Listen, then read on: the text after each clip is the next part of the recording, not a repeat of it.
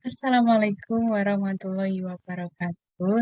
Berjumpa lagi dengan saya Eka Nurlaili dalam acara Kritik Sastra Tak Membenamkan Karya.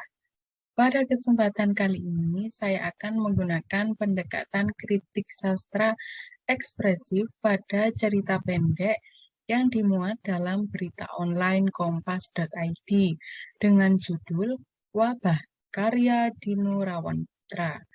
Sebelum kita mengupas lebih dalam tentang kritik sastra menggunakan pendekatan ekspresif pada cerita pendek yang berjudul Wabah karya Dino Putra, alangkah baiknya kita memahami terlebih dahulu apa sih kritik sastra menggunakan pendekatan ekspresif itu.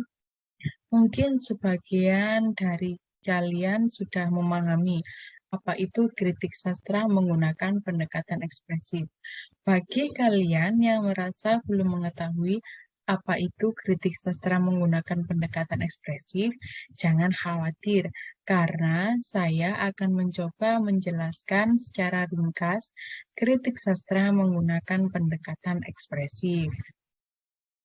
Jadi, kritik sastra menggunakan pendekatan ekspresif adalah pendekatan yang dalam mengkaji karya sastra memfokuskan perhatiannya pada sastrawan selaku pencipta karya sastra. Pendekatan ini memandang karya sastra sebagai ekspresi sastrawan, sebagai curahan perasaan atau luapan perasaan dan pikiran sastrawan, atau sebagai produk imajinasi sastrawan yang bekerja dengan persepsi-persepsi atau perasaan serta pikirannya. Karena itu, untuk menerapkan pendekatan ini, dalam kajian sastra dibutuhkan sejumlah data yang berhubungan dengan diri sastrawan, seperti kapan dan di mana ia dilahirkan, pendidikannya seperti apa, agama, latar belakang sosial budayanya, juga pandangan kelompok sosialnya. Itulah penjelasan mengenai kritik sastra menggunakan pendekatan ekspresif. Selanjutnya mengenai profil Dino Rawanputra sebagai penulis cerita pendek dengan judul Wabah. Ia merupakan sarjana pendidikan geografi Sekolah Tinggi Keguruan Ilmu Pendidikan Persatuan Guru Republik Indonesia Sumatera Barat tahun 2018. Ia bertempat tinggal di Kenagarian Sikabau, Kecamatan Pulau Panjung, Kabupaten Dharmaraja, Sumatera Barat.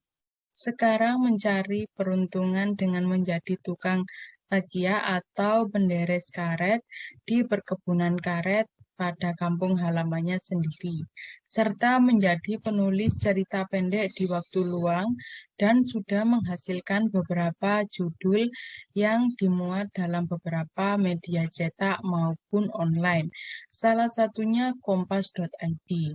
Sejumlah judul cerpen telah melambung dan yang menarik untuk kita kupas hari ini adalah cerita pendek yang berjudul Wabah. Selanjutnya, kita akan membedah cerita pendek yang ditulis oleh Dino Rawanputra.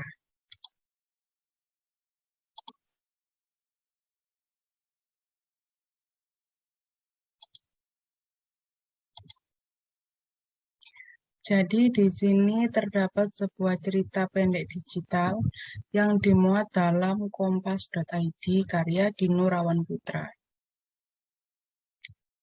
Baik, pada bait yang pertama, kota ini adalah kota tak bernama, kota yang tiba-tiba dicekam ketakutan, dikungkung wabah penyakit mengerikan. Bayangan kematian seperti berkelebat pada setiap sudutnya. Dan apa yang tersentuh membusuk secepat angin mengantarkan kabar pada telepon genggam. Burung-burung menyanyikan duka cita tentang kecemasan yang merebak. Dan langit menjadi lebih terang daripada biasanya. Cerobong pabrik tak lagi mengepulkan asap. Orang-orang dipaksa mengisolasi diri. Detak jantung kota ini seperti tiba-tiba berhenti layaknya sebuah kapal. Kota ini karam di perjalanan, dan sang kapten memerintahkan agar penumpangnya terjun ke laut, berenang sekuat tenaga untuk sampai ke tepi tanpa sekoci. Kau merasakan ketakutan itu kian menggunung di dadamu. Menurut kabar yang kau dengar, bayang-bayang kematian itu kian meluaskan selubungnya. Wali kota mengimbau seluruh warga agar tetap tenang dan mengisolasi diri dari keramaian. Pasar ditutup, taman kota dijaga, kesepian melumat hidupmu bulat-bulat, dan setiap malam setelah itu tak ada lagi tempat yang bisa kau jajaki untuk mengusir segala kesepian yang tumbuh subur di hatimu. Kau terpaksa mengakrabi dinding kamar pengap itu dengan beberapa karung beras dan mie instan yang kau tumpuk di sudutnya. Seminggu setelah itu, kau merasakan sesuatu yang lain. Kau tak percaya lagi tentang kabar-kabar yang menakutkan itu. Kini, bagimu kesepian jauh lebih menakutkan daripada kematian itu sendiri. Kau tak tahu lagi bagaimana melarung kesepian dalam kesendirian yang begitu pekat di lubuk hatimu. Tak ada taman yang benar-benar bisa membuatmu dalam hal ini. Tak seorang pun. Kau berharap secerca harapan masih tersisa untukmu di balik jendela. Kau mulai membukanya dan merasakan sapuan angin pada wajahmu. Kemudian, kau memalingkan wajahmu pada lampu-lampu jalan. Di sana kau hanya melihat laron yang terbang mengitari lampu. Lalu kau berteduh pada dirimu sendiri. Mereka tidak akan berhenti sebelum keempat sayapnya luruh, seperti halnya manusia mengeja berharap ditampuk dunia. Kini kau mengalihkan pandanganmu dan melihat dua orang bocah yang sedang duduk di bangku taman, tak jauh dari lampu jalan yang dari tadi kau perhatikan. Dari tinggi badan mereka, kau hampir bisa memastikan jika mereka adalah dua bersaudara. Yang lelaki lebih tua beberapa tahun dari yang perempuan. Sang adik terlihat begitu senang. Dia tertawa lepas memperhatikan tingkah kakaknya. Kemudian kau berkata dalam hati, aku tak bisa lagi menahan diri untuk tidak keluar dari kamar pengap ini. Aku akan menemui mereka, melihat mereka lebih dekat. Dari jauh, mereka telah memperhatikanmu. Sang adik merapat ke pangkuan kakaknya, lalu sang kakak mendekapnya erat. Aku tersenyum geli melihat bagaimana naluri mereka untuk saling melindungi dari hal-hal yang asing, termasuk diriku. Setibanya di sana, kemudian kau duduk tak jauh dari mereka, beranjak hanya sekitar satu rentang tangan orang dewasa. Aku hanya ingin mencari angin segar. Bolehkah aku duduk di sini, di bangku yang sama dengan kalian? Jika tidak, mungkin aku harus berjalan 500 meter lagi. Ucapmu berbahasa basi sambil menunjuk bangku yang lain. Sang adik menatap mata sang kakak, kemudian dengan pandangan yang awas, kepadaku dia mengangguk tanda setuju. Baiklah, sekarang begini, aku tidak bisa menikmati angin sesegar apapun tanpa ada teman yang bisa kuajak bicara. Ungkapmu lagi. Mereka tetap saja diam. Jadi begini. Oh, sudahlah, tak usah takut. Santailah. Sebenarnya juga tak masalah bagiku jika tidak ada teman yang bisa kuajak untuk bicara, katamu sambil memikirkan sesuatu. Sekarang, jika memang kalian tak mau bicara denganku, mungkin kalian mau melihat ini, kataku lagi sambil melipatkan kedua jari tangan. Kau memposisikan sedemikian rupa, sehingga jika dilihat dari dalam maupun luar, salah satu jemari seperti menghilang, tak lengkap 10. Kemudian jari-jari itu kau perhatikan kepada mereka bolak-balik, bagian dalam dan luar, seperti penipu lihai di pasar-pasar kampung Nang Udik, yang selalu melakukan beberapa trik sebelum menjual akar jelatang sebagai obat kurap atau minyak lintah nan mujarab yang selalu bisa membuat penjantan lusuh kembali menemukan semangat hidupnya yang saban hari berniat bunuh diri sebab merasa hidupnya tak berguna lagi. Kedua bocah, layaknya masyarakat yang menonton si penipu lihai di pasar kampung Nan Udik itu, terpengaruh sambil terus memperhatikan jari-jari tanpa berkedip. Kalian mau tahu bagaimana rahasianya? Ya bagaimana? Ucap sang kakak sedikit malu-malu. Baiklah, lihatlah baik-baik tintahmu. Mereka terus memperhatikan dengan seksama bagaimana kau menunjukkan jari-jarimu untuk kemudian melipat salah satunya sedemikian rupa.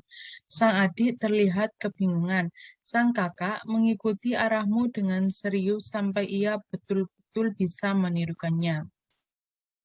Lihatlah, jari-jariku hilang satu.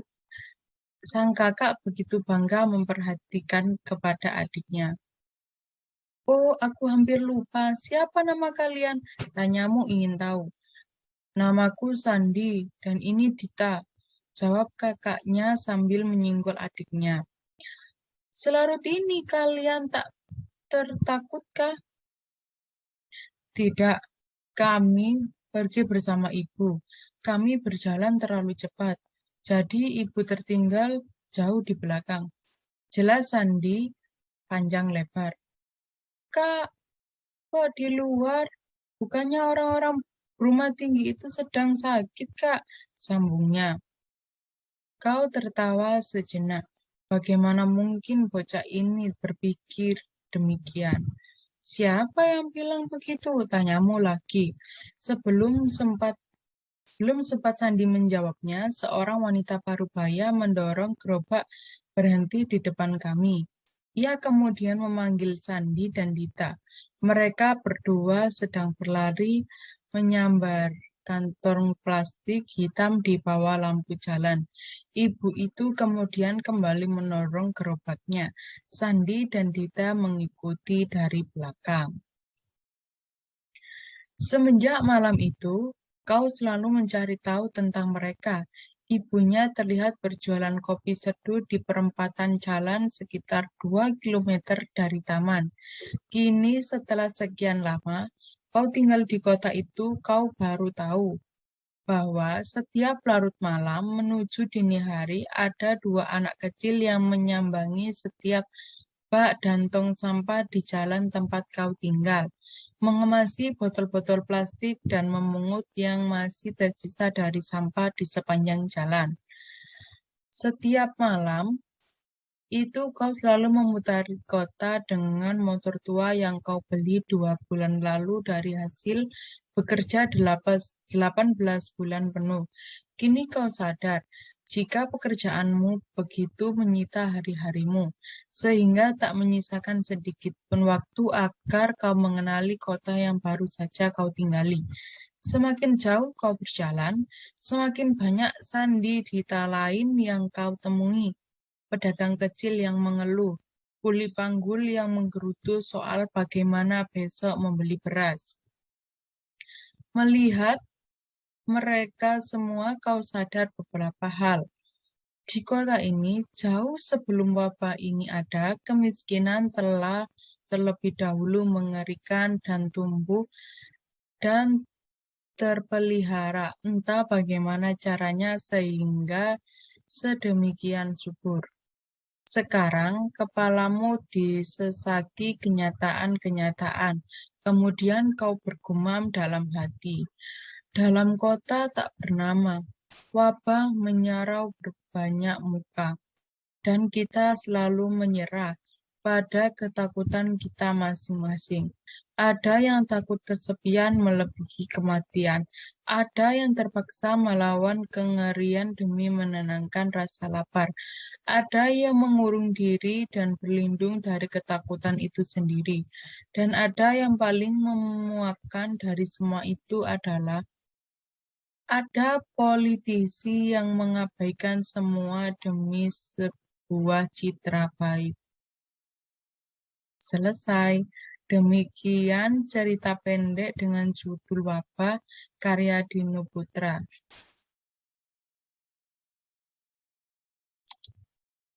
Jadi, benang merah dari cerita pendek dengan judul Wabah menceritakan tentang kegelisahan penulis akan wabah yang menjangkit kota yang tak disebutkan namanya. Wabah dalam cerita pendek ini tidak melulu membahas tentang penyakit, tetapi juga menyaru dengan berbagai bentuk, seperti ada yang takut kesepian melebihi kematian, ada yang terpaksa melawan kengerian demi menenangkan rasa lapar, ada yang mengurung diri dan berlindung dari ketakutan itu sendiri, dan yang paling memuakkan dari semua itu adalah ada politisi yang mengabaikan semuanya demi sebuah citra baik. Di kota ini, jauh sebelum wabah ini ada, kemiskinan telah terlebih dahulu mengerikan tumbuh dan terpelihara entah bagaimana caranya sehingga sedemikian subur. Demikian pemaparan terkait kritik sastra menggunakan pendekatan ekspresif pada cerita pendek yang berjudul Wabah karya Dino Rawanputra. Dapat kita tarik kesimpulan bahwa sebelum penulis menciptakan karya sastra yang dipublis pada tanggal 1 April 2021, terdapat berbagai emosi yang muncul serta kejadian-kejadian yang dialami penulis sehingga penulis dapat menghasilkan karya sastra berbentuk cerita pendek dengan judul Wabah. Seperti yang kita ketahui, dan yang kita alami saat ini bahwa seluruh penjuru dunia sedang mengalami pandemi.